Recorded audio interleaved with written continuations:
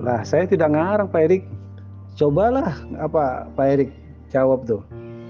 Gulam tuh nabi kalian bukan? Saya tanya, Gulam itu nabi kalian bukan?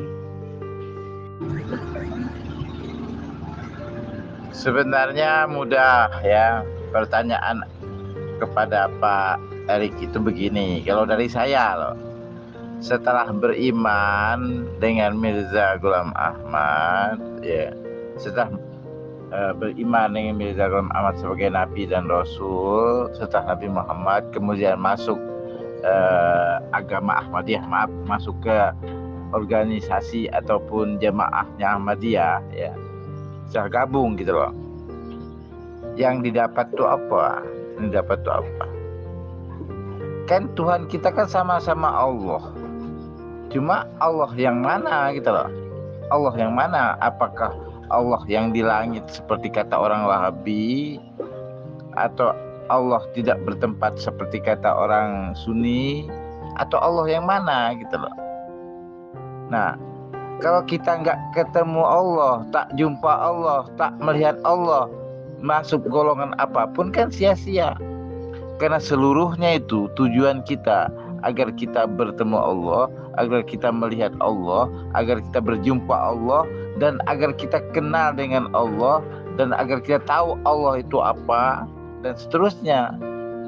Sehingga kita setelah jumpa Allah, sudah ketemu Allah, sudah berhadapan dengan Allah, bahkan ketemu Allah Subhanahu wa Ta'ala, melihat Allah, langsung tanya sama Allah, ya Allah, mana yang benar ini? Saya tanya langsung itu sama Allah. Jawab Allah, Mirza Ghulam Ahmad itu pembohong, pendusta. Itu Allah langsung bilang sama saya, pendusta itu, pembohong. Tapi dia begitu itu, kata Allah, kehendak aku juga untuk menyesatkan umat manusia lewat iblis. Jadi saya ketemu Allah langsung loh. Allah bilang sama saya begitu. Nah gitu loh. Jadi kita itu tujuannya ketemu langsung sama Allah, langsung tanya sama Allah. Allah jawab begitu. Bagaimana dengan ahli sunnah? Saya tambahin ya, semuanya ini clear ini ya, clear. Allah Subhanahu wa Ta'ala berfirman, wa ma khalaqtul jinna wal insa illa liya'budun. Tidak kujadikan jin dan manusia kecuali liya'budun. Nah, liya'budun itu kan sering diterjemahkan menyembahku atau beribadah kepadaku kan gitu. Tetapi Ahlul Bait mengatakan maknanya liya'rifun, artinya mengenalku. Itu disepakati ulama sufi tasawuf ahli sunnah, sepakat bahwa kita dijadikan oleh Allah itu untuk apa? Untuk mengenal Allah. Nah, itu makanya saya pelajari di Al-Yaman ini betul. Maka saya berusaha untuk mengenal Allah dan Allah memperkenalkan dirinya kepada saya. Nah, kemudian saya tanya lagi langsung pada Allah, ya Allah, betulkah aku beribadah kepadamu, harus beribadah kepadamu itu? Kata Allah, jawab, hai jaga sukma, sesungguhnya, kata Allah ini langsung ngomong sama saya, maksud beribadah kepadaku itu artinya mengenalku, dan sekarang engkau sudah kenal dengan aku. Nah, setelah engkau kenal dengan aku, engkau tidak menyembahku. Karena kalau engkau menyembahku itu syirik, kata Allah. Bagaimana menyembah engkau syirik? Coba kau baca di dalam kitab Imam Ahmad Al-Hasan. Faman abadallah fahuwa musyrikun fi martabatima. Barang siapa menyembah Allah, dia musyrik pada tingkatan ini. Tingkatan kamu sudah kenal loh, kamu musyrik. Nah, kamu jangan sembah aku. Nah, bagaimana ya Allah? Maka kau kan sudah tahu siapa aku. Akhirnya setelah itu saya bertanya pada Allah, dan saya tidak menyembah Allah lagi karena saya sudah kenal. Karena saya sudah kenal, saya tidak menyembah Allah lagi. Siapa yang saya sembah? Siapa yang saya sembah setelah saya kenal Allah? Lalu di dalam kitab Imam Ahmad Al-Hasan bilang begini, ini untuk yang khusus bahasa Arab ya, supaya diterjemahin sendiri, karena ini ilmu rahasia ya. Untuk Pak Karim, untuk Ustadz Hasanul Falah, untuk Pak Karim yang ngerti bahasa Arab, untuk Pak Romli ya. Makanya untuk yang ngerti bahasa Arab aja, yang nggak ngerti bahasa Arab saya nggak terjemahin ya. Kata di dalam kitab Syed Ahmad Hasan bilang begini, fallahuti laisal haqiqah bal huwa tariq lima'rifatil haqiqah. Ya sudah saya sampaikan khusus untuk Ustadz ya. Untuk yang bukan Ustadz minggir aja dulu, yang nggak ngerti bahasa Arab. Ya itu aja sudah selesai. Itulah yang terjadi ya. Artinya kita itu mendapatkan sesuatu kalau kita belajar kepada seorang guru. Bagi saya Syed Ahmad Hasan itu guru saya, bukan sekedar imam saya. Jadi apa yang kita dapat kalau berguru dengan Mirza Ghulam Ahmad? Begitu saya tanya. Apa yang saya dapat kalau saya berguru dengan sipulan? Itu ya saya jelasin ya. Penjelasannya seperti itu. Demikian, terima kasih supaya bisa difahami. Dalam buku Bahrain Ahmadiyah 45 halaman 478, ini dari Al-Islam ORG ya, itu halaman kalian sendiri Ahmadiyah itu. Bacalah Erik, baca Pak Erik. Di situ saja Ghulam jelas mengatakan atau menolak bahwa dia keturunan Ibunda Fatimah.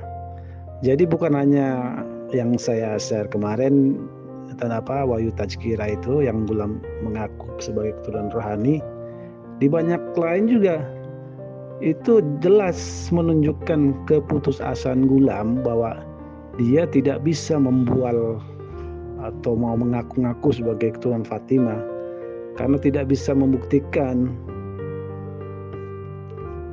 Intinya Ghulam itu tidak bisa menunjukkan bukti karena nggak akan mungkin bisa juga, orang memang bukan keturunan Fatimah kok.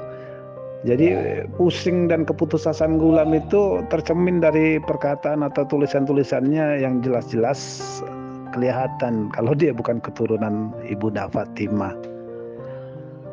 Coba kalau benar-benar dia keturunan Fatimah, kan itu juga sudah saya tanyakan dulu waktu saya masih di dalam, sampai ke pusat segala macam. Nggak ada yang bisa menunjukkan nasabnya Ghulam sampai ke Ibunda Fatimah.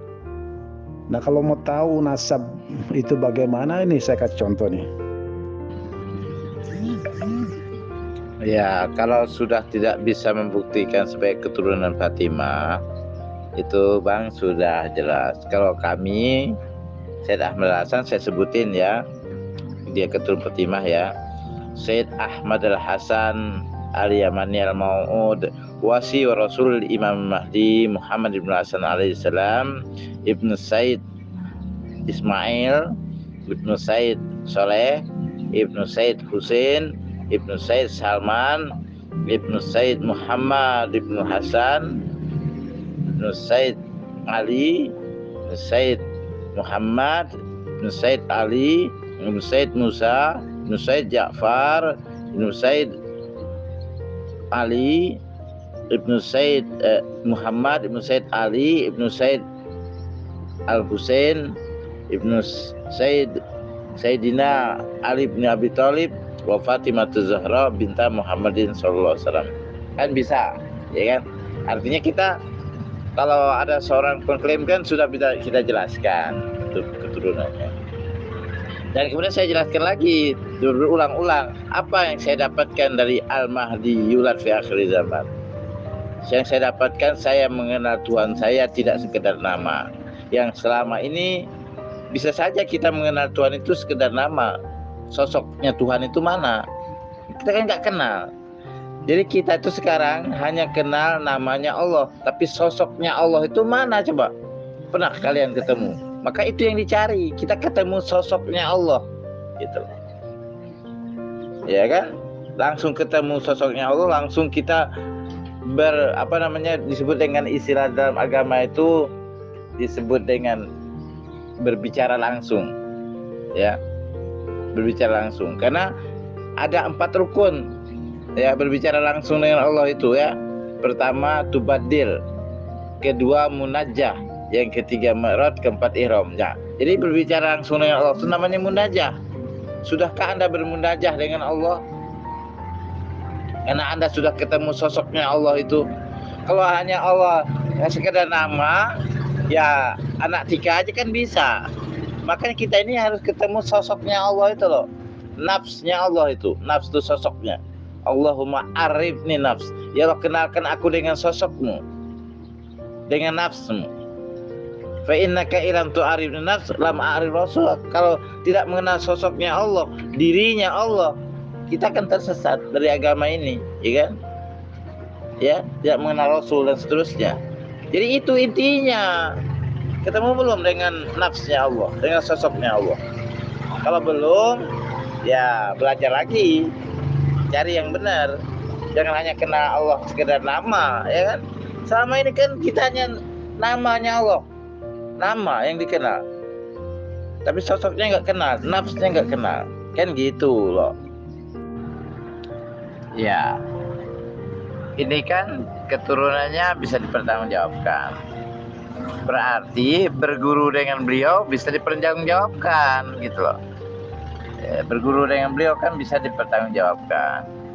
Nah, jadi kita itu harus berguru kepada guru yang sanad ke ilmu maupun silsilah zuriatnya kan nyambung kepada Ahlul Bait, kepada Fatimah, ya kan gitu. Tetapi ada satu catatan, kan ada yang resmi, ada yang nggak resmi, itu aja.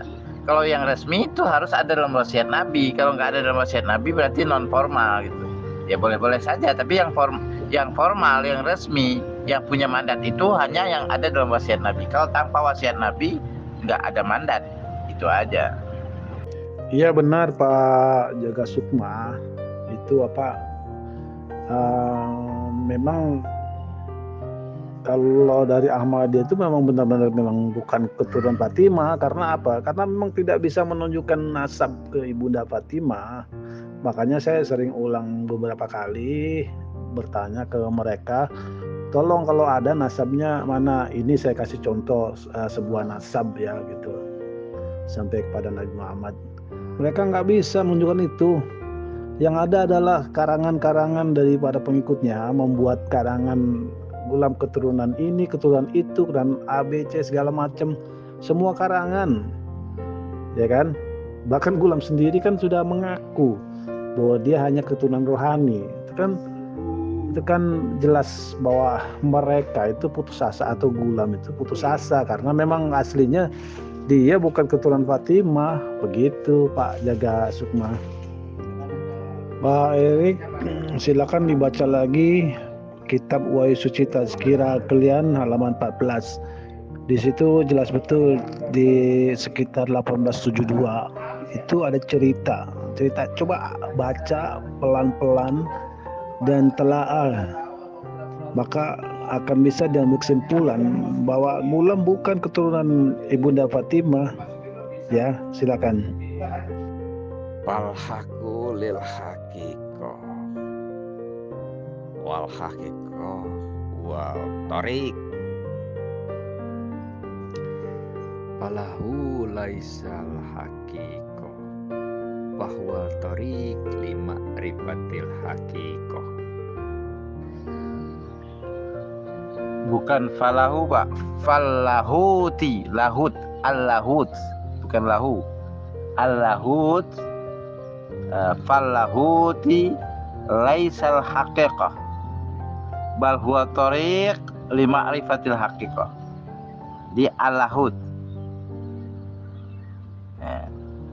ya ada allahut itu siapa Pak? Lahul mutlak juga, lahul mutlak. Falahul mutlak ai Allah Subhanahu wa taala laisal haqiqah. Gitu Pak. Ya boleh-bolehlah ya. Itu kan akidah Pak Jaga Sukma. Saya sih senang tahu saja. Kalau saya mah baik itu yang buruk, baik itu yang baik ya berusaha mengerti. Cuman mungkin saya berhati-hati mana yang harus jadi pengalaman dan mana yang tidak ya.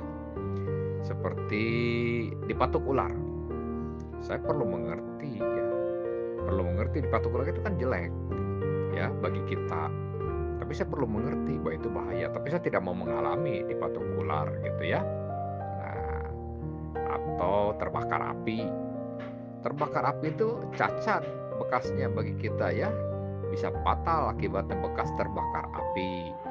Dan saya perlu paham bagaimana itu terbakar api dan bahayanya dan panasnya itu. Tapi saya tidak mau jadi pengalaman terbakar api. Jadi tidak semua ilmu itu, terutama yang jelek, harus kita dapati dengan cara pengalaman. Kalau yang baik mungkin ya dengan cara pengalaman, kan kalau yang baik mungkin kita menikmati ya.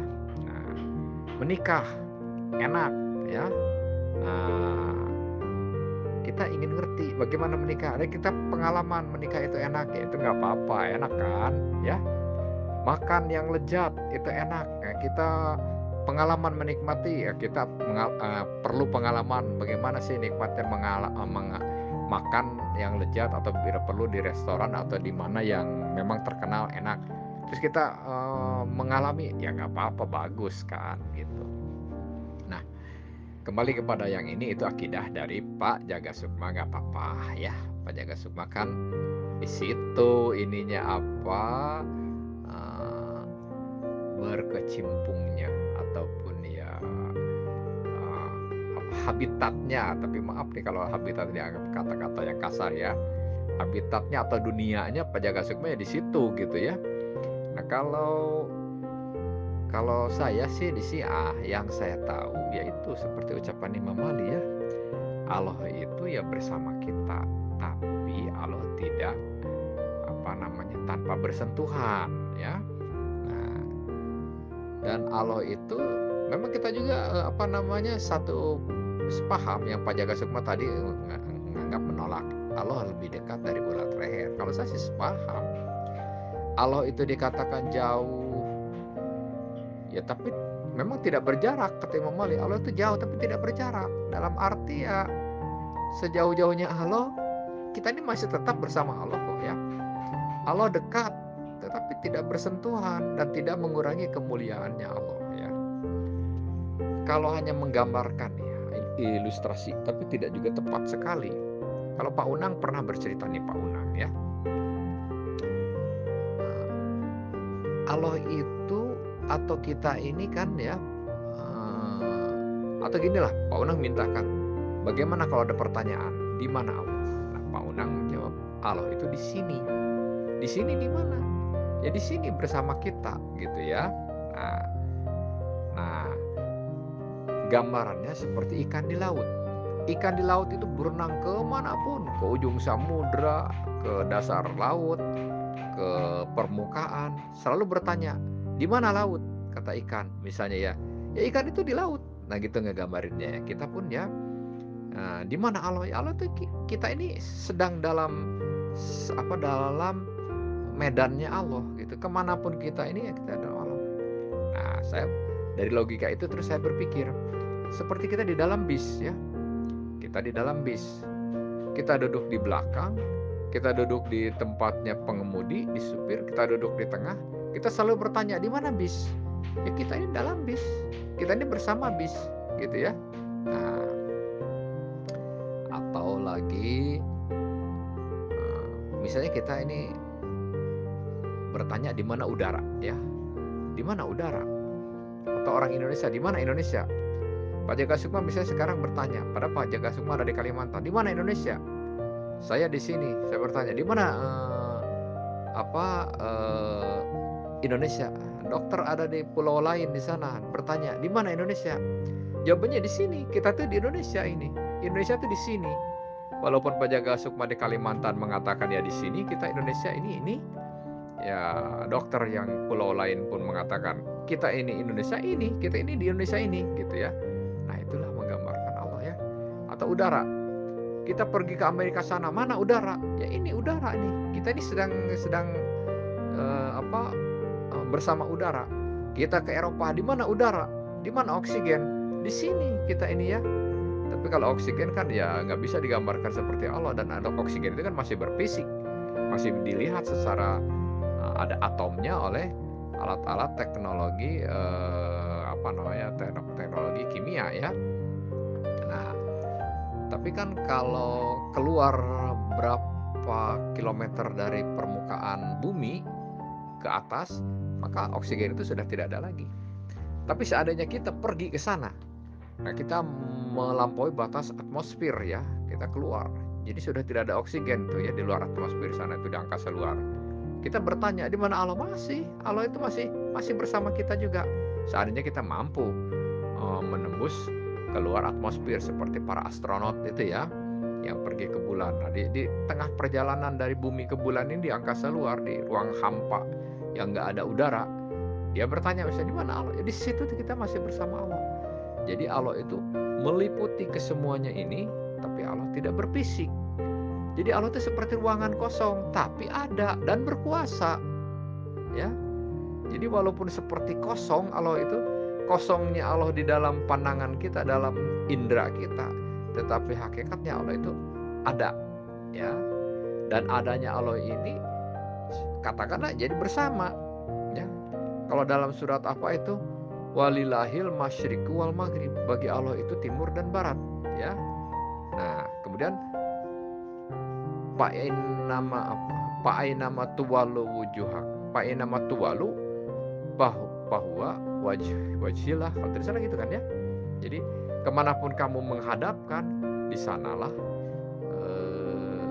wajahnya Allah.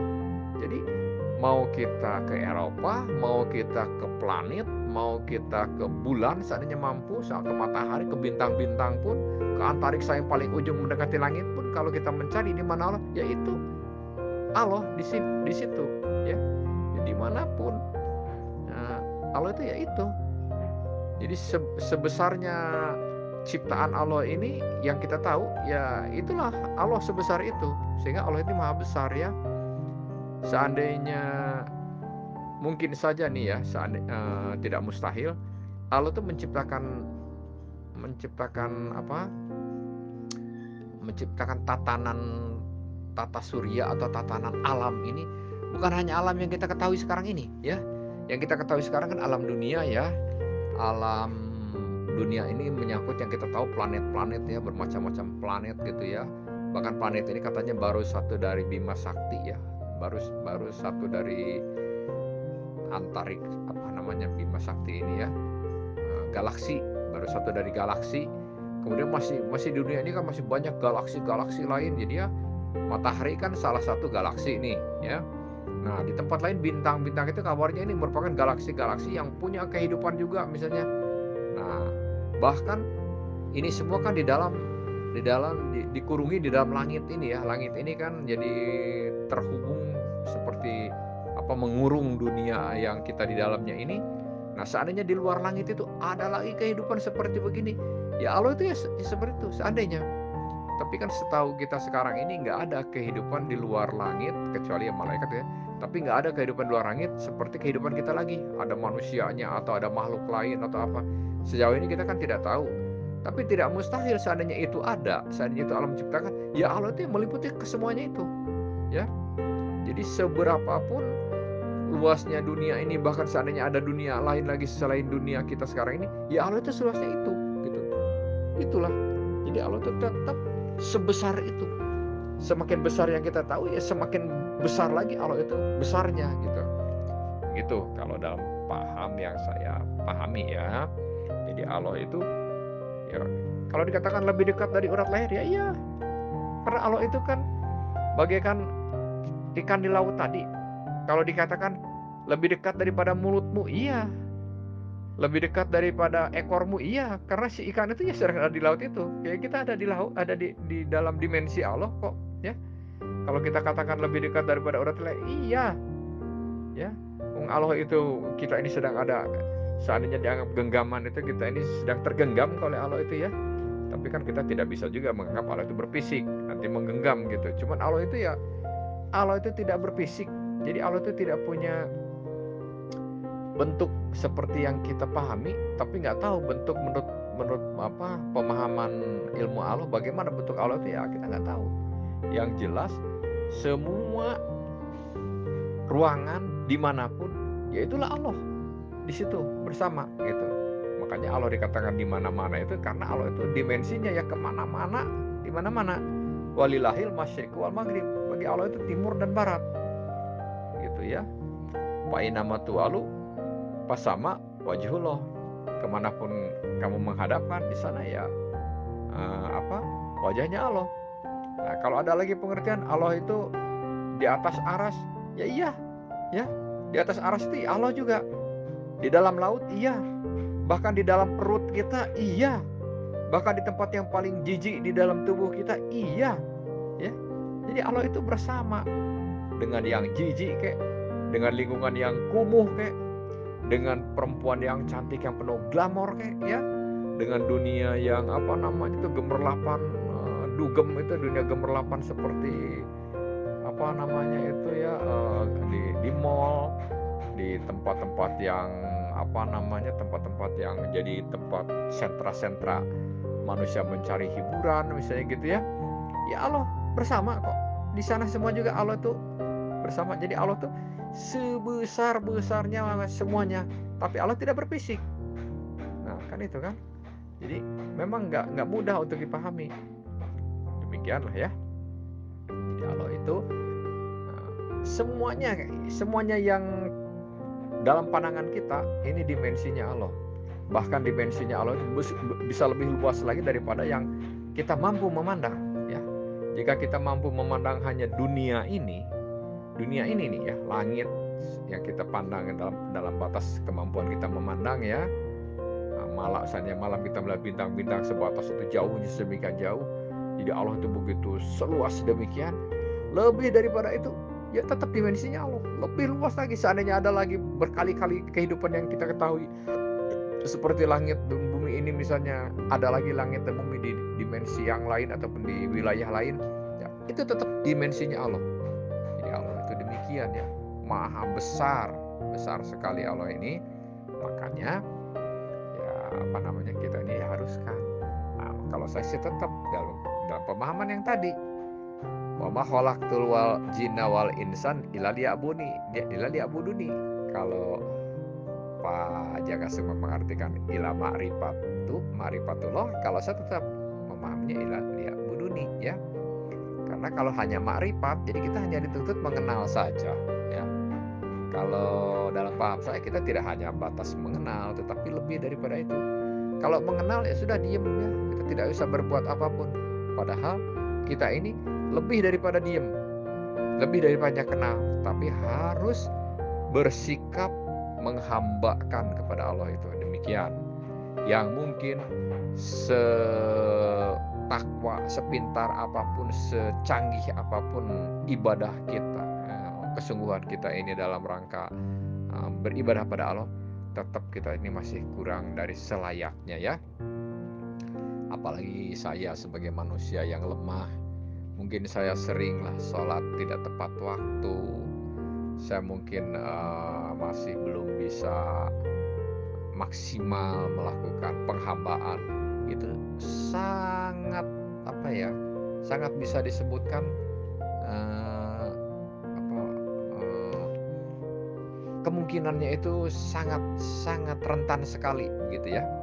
Jadi kalau kita mengklaim bahwa kita ini sudah baik, jauh daripada baik ya. Kita ini masih sebagai hamba yang bergelimangan, berluputan ataupun ya berlumuran dengan segala hal yang kurang baik atau tidak baik. Cuman di dalam kondisi apapun jeleknya kita, tetap kita ini penuh harap Allah mengampuni dan Allah memberikan pertolongannya pada kita ya. Karena kalau kita mengklaim, saya sudah baik, tidak. Kita ini, kalau saya ya, yang saya tahu, kita ini mengikuti Syiah, itu tidak lantas kita merasa menjadi yang terbenar, yang terbaik. Walaupun saya mengatakan bahwa Syiah itu yang terbenar, tapi kitanya nih, saya sendiri nih, saya maksud, nggak bisa mengklaim saya itu pasti lebih baik, enggak. Saya misalnya sekarang sudah dalam Syiah gitu ya, tapi saya mengatakan saya lebih baik daripada Jaka Sukma, belum tentu. Boleh jadi Allah masih menilai Pak Jaka Sukma lebih baik daripada saya ya. Cuman ajaran Syiah ini yang lebih baik, yang sepatutnya kita ikuti. Kalau sayanya orangnya, bisa jadi saya lebih jelek daripada Jaka Sukma, mungkin saya lebih jelek daripada dokter, mungkin saya lebih jelek daripada si Karim ya. Nah kalau sayanya, jadi kalau sayanya nggak berani saya mengatakan saya punya keistimewaan, saya ini mungkin hina di hadapan Allah ini ya, gitu.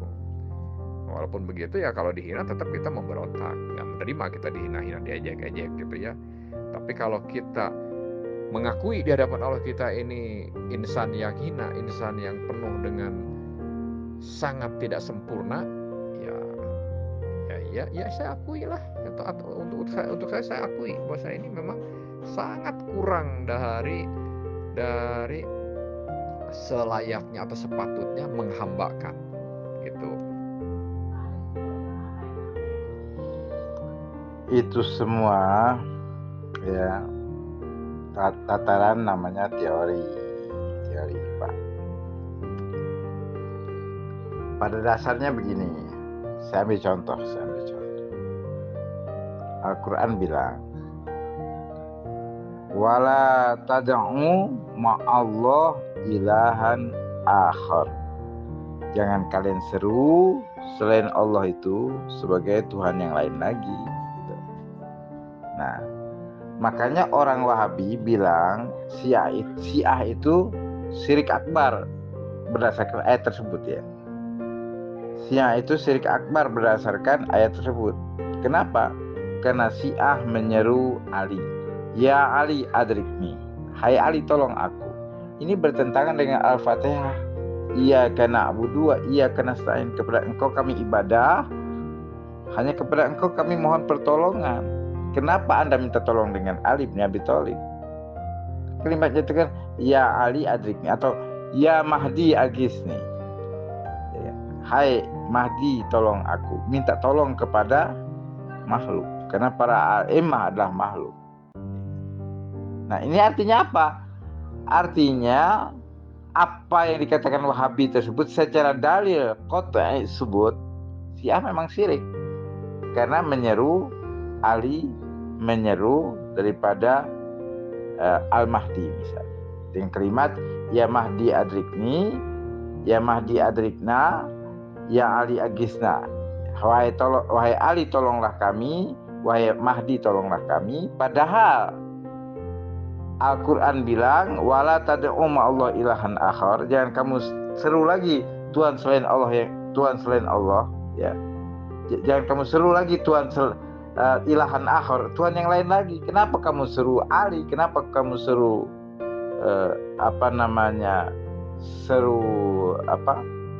Al-Mahdi?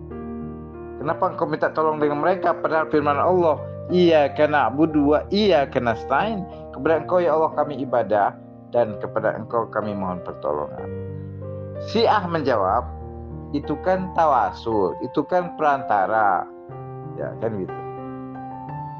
Dengan alasan tawasul dan perantara itu tidak mencukupi untuk meyakinkan seseorang akan kebenaran akidah Syiah. Karena tetap kontradiktif dengan ayat-ayat tadi.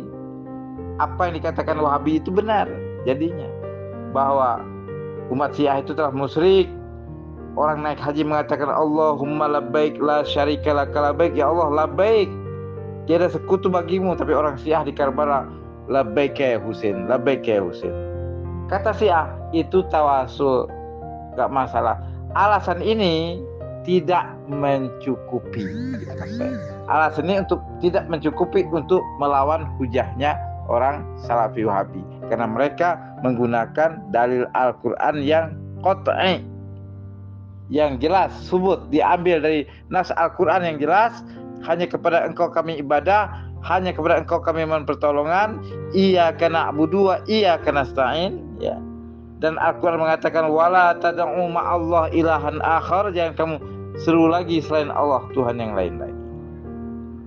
Artinya apapun alasannya, tawasul apa tetap hati nurani masih terhijab, masih belum mampu untuk menjawab hujahnya Wahabi. Seandainya saya tidak menemukan jawabannya, saya tidak ikut Syiah, saya ikut Wahabi, karena mereka pakai Al-Quran yang benar. Tapi kenapa saya tidak keluar dari Syiah tapi hanya bergeser sedikit melanjutkan perjalanan menuju Al-Yamani yang pada hakikatnya tetap Syiah? Karena saya ingin menjawab pertanyaan Wahabi tadi secara tuntas. Tidak hanya dijawab karena tawasul. Itulah alasannya salah satunya. Dan itu saya dapatkan jawaban tuntasnya dari Al-Yamani. Gitu Pak. Terima kasih. Bisa difahami? Jawaban tuntasnya ada di Al-Yamani. Syiah belum bisa menjawab atas pertanyaan Wahabi tersebut. Belum memuaskan akal dan pikiran saya. Demikian kira-kira Pak. Terima kasih.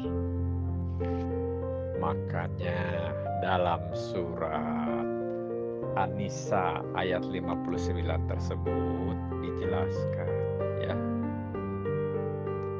Wa in tanaza'tum bisyai'in farudduhu ilallahi wa rusulihi in kuntum tu'minuna billahi wal yaumil akhir. Begitu kan ya, kalau tidak salah ya. Nah, kalau kamu tanaza'tum, berselisihan, kan dalam Quran katanya menurut yang bisa mengetahui, wala tada'u ma'allahi ilahan akhor, iya kana budu wa iya kana stain. Lah ini kok ya Ali agisni, ya sahibaz zaman adrikni, ya Muhammad atau apa gitu ya. Nah, padahal sih di sini juga ada sih ya. Nah, apa itu?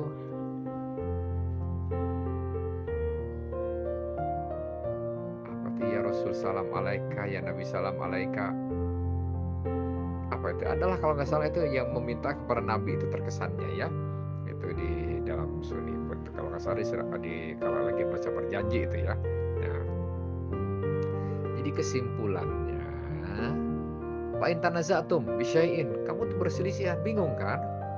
Maka farudduhu ilallahi wa rusuli, kembali mencari tahunya itu kepada Allah dan Rasulnya.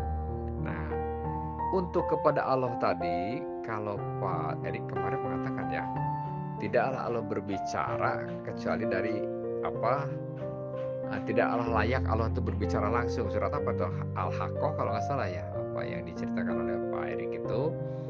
Jadi Allah itu tidak berbicara secara langsung, tapi bisa jadi melalui malaikat Jibril atau melalui mimpi atau apa, itu kalau sifatnya ya Allah semacam menegur kita langsung.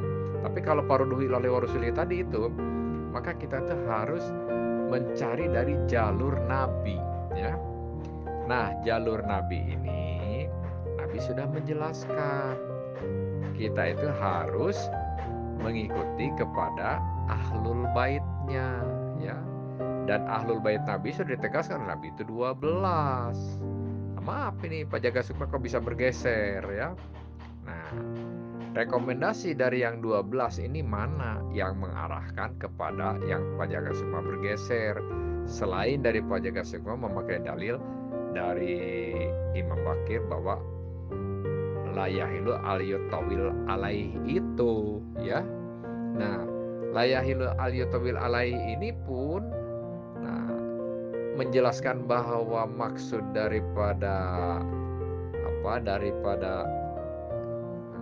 Imam Muhammad Bakir, bahwa yang dimaksud adalah siapa itu utusannya daripada Imam Mahdi ini tidak ada detailnya secara signifikan, nggak ada ya secara jelasnya mengatakan demikian. Cuman Pak Jaga Sukma menafsirkan ke arah demikian berdasarkan orang Al-Yamani mengklaim gitu ya. Nah, kalau Syiah yang saya tahu kan selain daripada Imam Muhammad Al-Bakir ini kan dilihat juga dari Imam siapa selanjutnya ini, Imam Ja'far As-Shadiq, bahkan sampai yang kemudian sekarang kemudian mempelajari orang yang dari Nabi ini, kitab-kitab yang berisi ajaran-ajaran dari Nabi yang terus diperkuat juga oleh penegasan-penegasan dari Ahlul Bait ini, nggak menemukan mengarahkan ada utusan lagi Imam Mahdi sehingga akan berjumlah 24 ini, nggak menemukan kita ini ya. Nah, hanya Pak Jaga Sukma yang menemukan dari kitab Al-Ghaibah, pun Pak Jaga Sukma tidak pernah mendetailkan bagaimana matannya dari kitab Al-Ghaibah tersebut sehingga kok disimpulkan menjadi 24, bergeser ini. Tidak ya, tetap yang kita tahu mah ya mengikuti itu yang 12 ya. Yang kalau dalam apa itu kan banyak itu ya, itu mutawatir hadis itu kan di dalam Musnad Hambal juga ada ya. Nah, justru yang kurang mutawatir, tapi terutama oleh pihak Wahabi, terlalu dibesar-besarkan bahwa tarokun fikum amroin itu lantar dari mata maksud bima itu kitabillah wa sunnati nabi, ya. Padahal yang lebih mutawatir dalam kitab-kitab kalau ditelaah justru bukan sunati wa sunati, tapi wa itroti ahlul bait, ya. Karena kalau mengartikan kitabillah wa sunnati nabi, ya sudah sampai situ, ya. Sedangkan ada terusannya. Apa terusannya? Innahuma la yatafarraqu hatta yarida alayal haud, kata Nabi. Nah, kalau sunnati bagaimana mau diartikan innahuma la yatafarraqu hatta yarida alayal haud? Tapi kalau itroti diartikan innahuma la yatafarraqu, ini relevan, bisa diterima secara kita berakal, ya. Nah, makanya pernah itu Ustaz Hussein Alkaf menjelaskan berdasarkan dari mengupas kitab dari mengupas ucapan-ucapan Imam Ali ini Nahjul Balaghoh, ya. Itu kumpulan dari semua wejangan-wejangan ataupun semacam nasihat-nasihat dari Imam Ali ini, ya.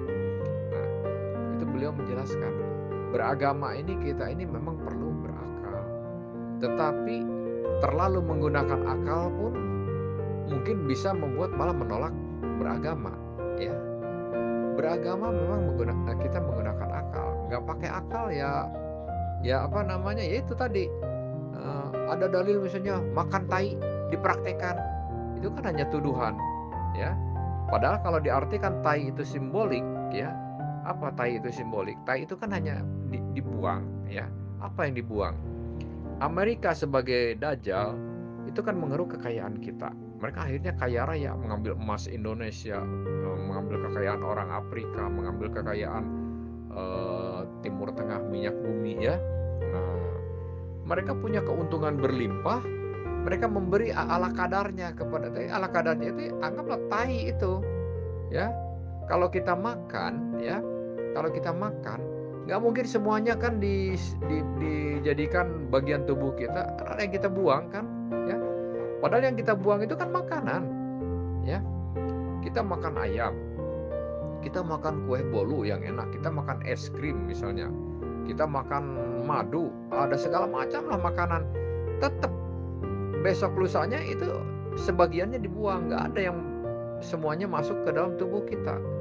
Yang masuk ke dalam tubuh kita itu hanya nutrisi kan. Nah, berarti dari makanan itu sebagian besarnya apa? Kotoran. Jadi dalam kita makan bakso yang enak itu sebagian besar di situ tuh kotoran itu, ya.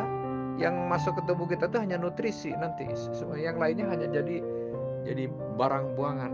Nah, kita makan aja ada yang kita buang. Nah, mereka pun para dajjal ini mengambil harta kita itu ada yang mereka buang.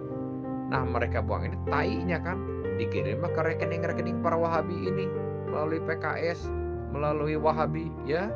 Nah, jadi mereka ini hanya makan tainya dajjal, hanya makan buangan-buangannya dajjal.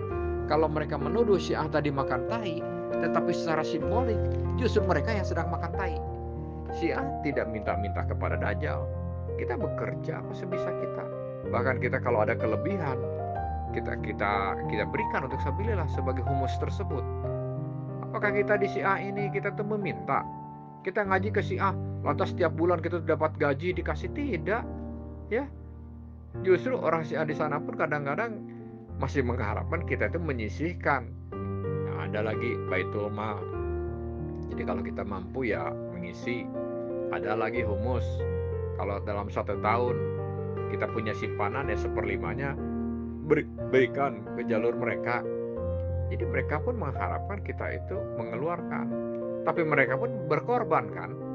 Mereka memberikan penjelasan agama, memberikan ajaran-ajaran. Mereka juga kan sudah mengorbankan waktu yang seharusnya mereka bisa berbisnis, mereka bisa berniaga, mereka bisa bekerja. Mereka gunakan untuk menelaah Quran, untuk mempelajari. Setelah mereka mendapat kepahaman, diajarkan sama kita. Jadi kalau mereka tidak begitu, kita tidak akan tahu. Jadi mereka pun berkorban juga dengan waktunya.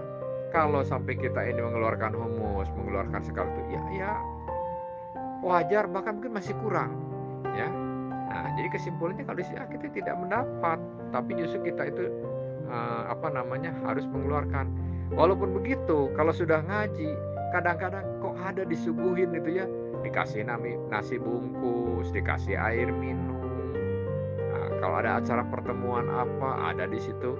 Misalnya goreng-gorengan makanan ya, goreng pisang lah, goreng bakwan lah, bala-bala atau apa gitu, gehu misalnya di situ itu ya. Jadi kita sambil ngumpul, sambil makan-makan.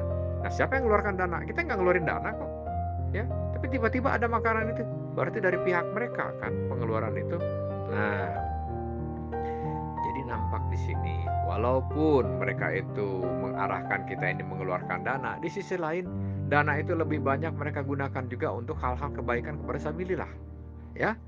Nah, sedangkan para Wahabi tadi berani menuduh-nuduh kita makan tai, padahal mereka yang kita tenggarai dibayar oleh pihak Dajjal itu pun dari sebenarnya hak kita, negara kita ini. Kalau kita negara ini, emas ini berlimpah di negara kita, kenapa kita miskin? Ini kan suatu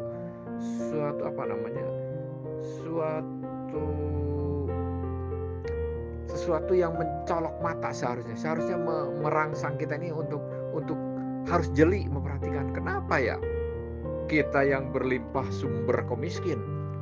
Kenapa mereka yang tidak berlimpah sumber dibanding kita kok yang mengeruknya? Berarti kita bodoh kan? Dan hasil dari kita bodoh dan mereka pintar membodohi kita, diberi kepada mereka para Wahabi, disuruh agar mereka itu tetap bercokol di kita dan tetap eksis, tetap tetap mampu mencengkram, mereka dukung. Nah, ini kan kebodohan yang lebih bodoh lagi, ya. Para Wahabi ini, kita orang Syiah menjelaskan kita supaya lebih memahami kebenaran dan kita punya militansi yang tinggi. Suatu saat kalau kita sampai orang Syiah ini semuanya seperti di Iran, punya kekuatan, kita berani menyuarakan tidak kepada Amerika ini, ya, tidak, Amerika cukup sudah, sejauh sekarang ini mengeruk harta kekayaan kita sudah, sekarang stop, biarkan kami orang Indonesia mengelola sendiri, biarkan kami mengambil hak kami sendiri. Oh, Amerika masih mau di sini, ya kalau mungkin jadi pegawai kita, jadi karyawan kita, bukan mereka jadi tuan kita, bukan mereka jadi majikan kita. Sekarang kan mereka jadi majikan kita, mereka yang mengeruk, kita cuma dikasih ampasnya, dikasih tainya melewat rekening ini, diberikan kepada para Wahabi ini, sebagian mungkin dipakai kepada pemerintah sebagai hak komisi dari ini ya, komisi dari semacam hak sewa itu itu ya. Jadi Amerika mengelola misalnya di kita ini 30 tahun ke depan, maka Indonesia diberi bayaran komisinya berapa gitu. Tapi kalau Indonesianya mau mengambil alih, Amerikanya diusir karena itu haknya milik orang Indonesia. Kita punya hak sepenuhnya dengan Freeport ini, kita punya hak sepenuhnya dengan sumber-sumber minyak bumi, kita punya hak sepenuhnya dengan segala macam nikel, batu bara di Indonesia ini, ya. Maka mungkin lebih maksimal kita dapatkan. Sekarang yang lebih maksimal itu mereka, ya. Nah, jadi kesimpulannya, menuduh-nuduh Syiah makan tai, justru mereka lah yang sebenarnya makan tai secara simboliknya, begitu. Dan makan tai ini tidak logis, ya. Kalau ada beragama begini, maka beragama ini dituntut menggunakan akal. Kalau dikatakan makan tai, ya tidak cocok dong. Tidak logis, tidak masuk logika, ya. Tidak masuk akal. Nah, gitu. Tetapi juga tidak bisa kita beragama ini terlalu menitik beratkan akal kita. Segala sesuatunya harus berdasarkan akal kita. Kita harus faruduhu ilallahi wa rasulihi. Kalau kita terlalu berakal, kita, wah, Syiah itu musyrik. Kan itu mengatakan ya Ali agisni. Tapi menurut Nabi, menurut Ahlul Bait yang di jalur Syiah yakini bahwa itu ajaran dari Nabi yang diarahkan. Berarti kita faruduhu ilallah tadi itu kita kembalikan kepada Allah. Ternyata kata Nabi, ya itu prakteknya justru kita ini kepada Allah ini harus bertawasul. Nah, Kembali lagi kita gunakan akal lagi. Bertawasul ya. Bertawasul. Iya dong. Kan Allah ini mengirim utusan dan mengirim pelanjut-pelanjut dari utusan ini. Kok kita abaikan ya? Kok kita tidak sertakan, kita tidak sebut? Berarti sama saja kita ini dengan melupakan mereka. Ya. Nah, Pak Jaga Sukma sekarang begitu menggandrungi, begitu meyakini jalurnya Al-Yamani. Pak Jaga Sukma misalnya datang ke Al-Yaman bermaksud bertemu dengan Ahmad Al-Hasan ini, tiba-tiba nyelonong aja tanpa salam kepada orang yang di situ, tanpa apa, ya bertemu dengan dengan Ahmad Al-Hasannya. Mungkin Pak Jaga Sukma sudah punya akses, mampu gitu. Tapi orang-orang di sekitar situ gimana? Ya, apakah mereka senang melihat Pak Jaga Sukma ini kok nyelonong begitu saja? Nah, kita pun sekarang kepada Allah tanpa bertabasul, tanpa kita menyebut Nabi, tanpa menyebut Ahlul Bait. Apakah ini sangat memuliakan kepada mereka atau justru kurang memuliakan? Tetapi dengan adanya kita menyebut ya Ali Agisni, ya wajihan indallahi, ya wahai wajah-wajah yang terpandang di sisi Allah, ya wajihan indallahi, ya wajihan indallah isfa lana, ya itu ya tuh, syafaatilah kami. Syafaat ini kan artinya tolong ya. Syafaat itu kan memberi pertolongan. Syafaatilah kami ya wajihan indallahi isfa lana indallahi. Nah, isfa lana indallahi, kita minta pertolongan pada mereka, pada manusia ini, pada nabi, pada para ahlul bait. Mereka ini kan yang sebagai wajah-wajah yang terpandang di sisi Allah ya. Nah, ya wajihan indallahi isfa lana indallahi, berilah syafaat kami di sisi Allah ini. Terus apakah dengan begini ini justru kita musyrik? Apakah dengan begini juga merendahkan? Atau justru kita dengan begini ini malah lebih lebih semakin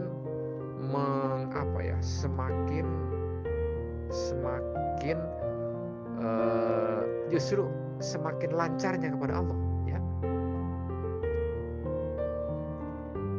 Apa sih ya kalau saya membuat ilustrasi ini ya? Kalau ilustrasi jorok nanti gak enak ini kita kalau saya ngomong ilustrasi jorok ya. Tapi ilustrasi jorok ini lebih cepat ini memberi inspirasi pada pikiran saya ya.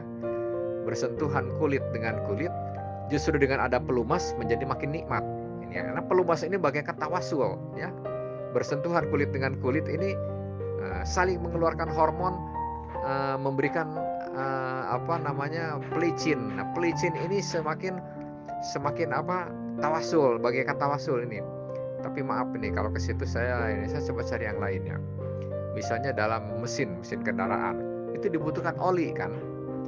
Mesin itu kan dengan bergerak itu akan saling bersentuhan antara spare part tertentu dengan spare part yang lain, antara komponen ini dengan komponen itu, antara gear dengan as, dengan apalagi dengan klep-klep di dalam itu akan saling bersentuhan ya. Tapi persentuhan ini dengan adanya oli maka lancar ya.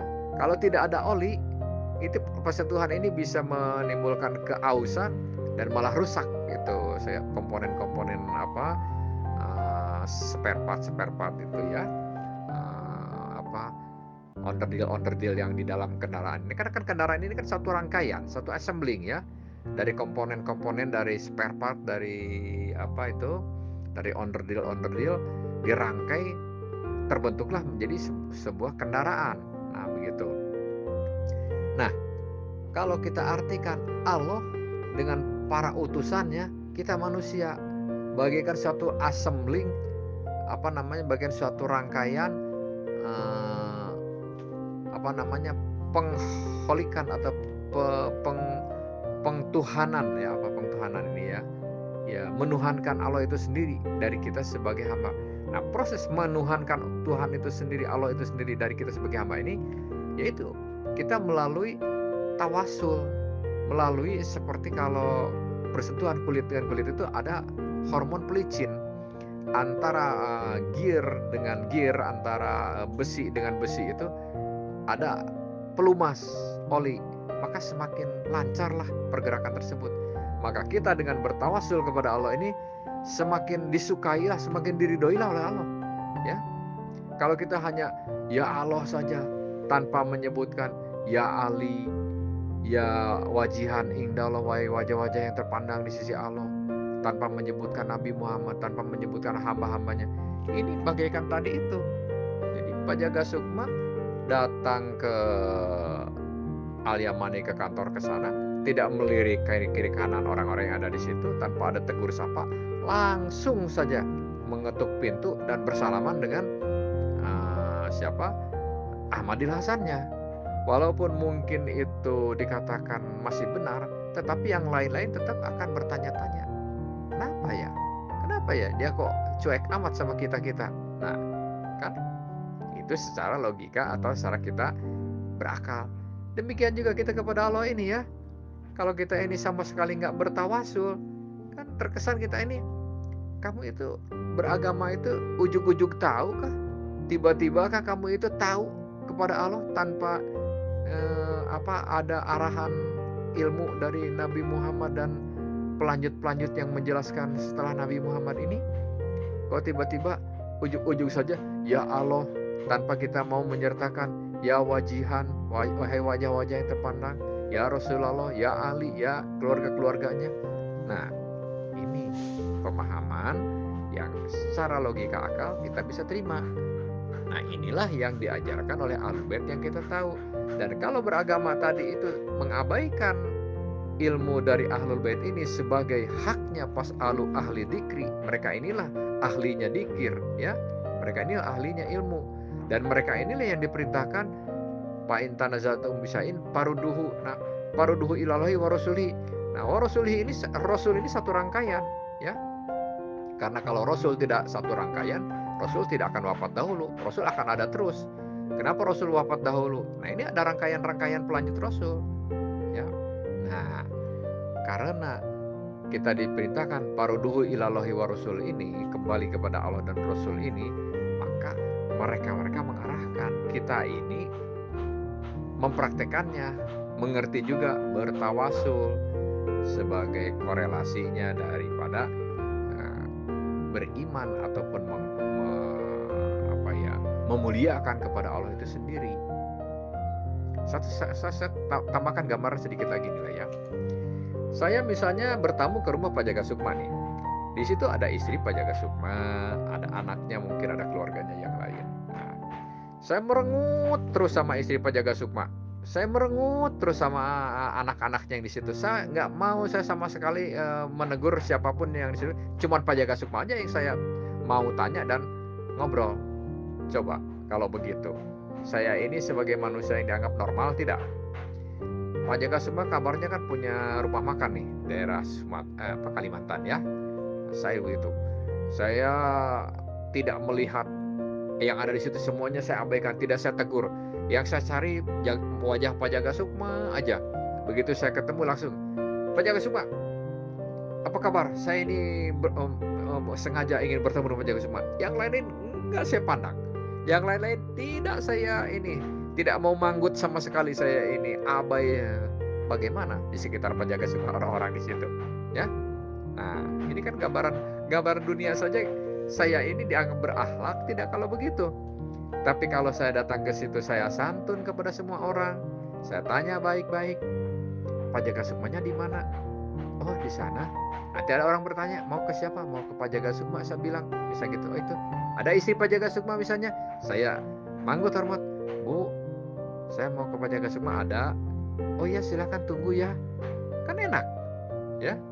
Jadi kita ini mau ke Pak Jaga Sukma pun orang-orang yang di sekitar itu kita santuni, kita baikin hubungan.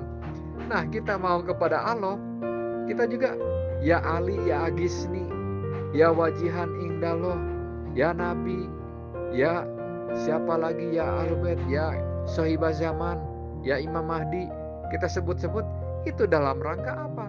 Dalam rangka justru supaya keridhaan Allah tadi kepada kita itu lebih lagi lancar.